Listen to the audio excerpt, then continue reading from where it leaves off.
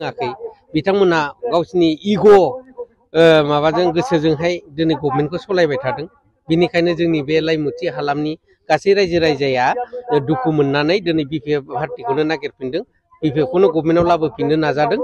दा बे जायगाया माने दावहाजों सोलिबोनाय एरिया हालाम, दा एनडिएफबिखौ थैथाब थांथाब बिथांमोनानो मदद होबोनाय बे जायगायावनो दिनै सासे बिमानि गोरबोआव सानै बर'लेण्ड आर्मिनि जिउ खहा जानाय दं।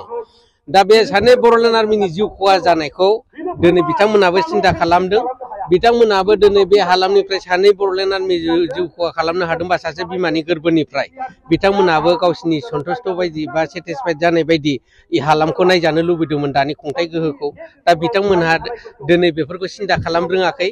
सोरनिबा जिउ दान होनानै मोननाय बिटिआरआव दिनै बिथांमोनहा एक्टिं देखायनानै दिनै सोरबा दैदेनगिरिफोरखौ बखिनानै बबेबा दैदेनगिरिखौ मदद खालामग्राफोरखौ दिनै नासयनानै डिस्ट्रय खालामनानै दिनै बिथांमोनहा सासन खालामबाय थादों।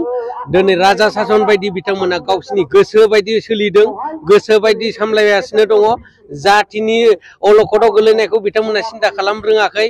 दा मा सोलिगासिनो दं आरो इयुनाव मा सोलिलांनो नागिरदों बिनि फारसे जेबो सिन्था खालामाखै।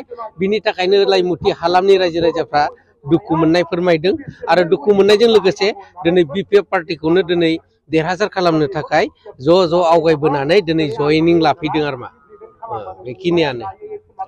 गिबियावनो आं नैबे चेनेलखौ नायगिरि गासैबो रायजो राजानि सिमांनि अननायखौ आरो सिबिनायखौ आं जासिगोरनाय थाबाय।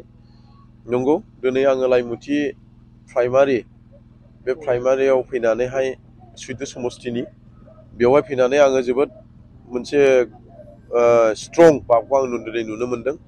मानो होननानै बुङोब्ला दिनै गासैबो जायगायाव दिनै जयनिं जागासिनो दङ बा प्रग्राम लागासिनो दङ जयनिंनि। दिनै दासो सोलिबाय थानाय जि सरखार, बे सरखारखौ नागारनानै दिनै बिपिएफ दलाव मानि थाखाय फैदों बेबो मोनसे बिराद गिदिर कुइसन। दिनै जि कुइसनखौ जोङो सोङोब्ला सोरबा लिडाराबो होनो हानाय नङा। दा गतिके जाय बिथांमोना दिनै फैबाय जयनिंआव, बिथांमोननि थाखाय जोबोद जोबोद साबायखर। आरो बेफोरबायदि जयनिं जानाया जोंहा गोबां जायगायावनो दिनै जागासिनो दङ आरो जाफ्लायबाय थागोन। आरो गोबां बे हादान एरियाखौ लानानैहाय दानि गोदान सोलिबाय थानाय सरखार, इउपिपिएल सरखार, बिथांमोना गोबां हानि माखासे प्रब्लेमखौ बुंनानैहाय माखासे रायजो राजाखौ बिथांमोना हमथागासिनो दङ। आरो बिथांमोननि हमथानाया खुनु जेबो लाब गैया। मानो होननानै बुङोब्ला सम सफैयोब्ला बे लाइमुथि एरिया बिसिबां माने हादान एरिया, बे हादान एरियानि मानसिफोरखौ जों सोस्लाबनोसो हानाय नङा होननानै जों सानो। जि निउसखौ आं दिनै फैनानै आं खोनाफैदों, दिनै आङो बेखौनो बुंनो सानदों। दिनै लाइमुथि एरियानि माखासे जाय बिथांमोना जाय इउपिपिएलआव थाखानाय रुलिं गभर्नमेन्टआव थानाय बे मानसिफ्रा दिनै फैनायखौ आं जयनिं खालामफैनो मोननानै आं जोबोद गोजोननाय मोनदों। मानो होननानै बुङोब्ला जाय बिथांमोना आरो माखासे बिथांमोना बुंबावदों जे फैबावगोन माखासे समनि गेजेराव। मानो होननानै बुङोब्ला माखासे हानि खोथाखौ लानानैहाय अनेक खोथा बुंदों होननानै आं खोनाफैदों। दिनै बिनिखायनो जाय बिथांमोना फैबाय रोजा रोजा साबायखर, आरो जाय बिथांमोना फैबावगोन बेखौ आं जोंनि अरायसम जोंनि बिपिएफ दोलो बा जोंनि लिडारफोरनि गेटआ खुला आरो अरायसम गोसोआ खुला। साबैसे जइन जादों? दिनैहाय बेयाव जयनिं जानाया 100नि एबाब दिनै जयनिं जादों। आरो फैबावगौमोन, गोबां लिस्ट होदोंमोन 250 जननि बारा। ओमफ्राय बिथांमोनखौहाय माने दिनै हराव आंनि खोनानायाव मानोबा 500 फैसा राननानैबो बोबथादों होननानै आं खोनादों।